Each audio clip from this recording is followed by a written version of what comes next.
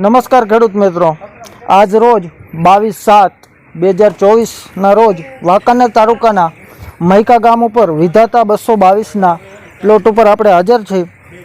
સુકેતુ વિધાતા 222 જે ફાર્મરે લગાવ્યું છે 6 જૂને, જે 45 થી 46 દિવસનો કપાસ થયો છે.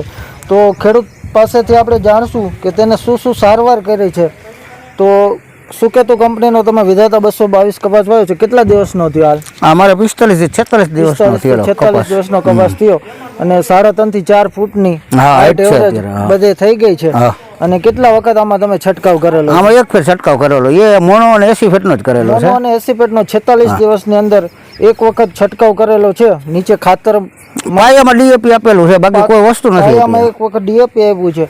અને હાલ તમે અત્યારે કપાસનો કલર જોઈ શકો છો અને લાગત ફાલ લાગી ગયો, ફ્લાવરિંગ ચાલુ થઈ ગયું, ફ્લાવરિંગ ચાલુ થઈ ગયું છે. સાતમાં પણ તમે જોઈ શકો છો વિધાતા 222 સુકેતુ સીડ્સ કંપનીનો કપાસ હાલ આપણે ફિલ્ડ ઉપર હાજર છે. આખો ફિલ્ડ બતાવો નહીં કોઈ.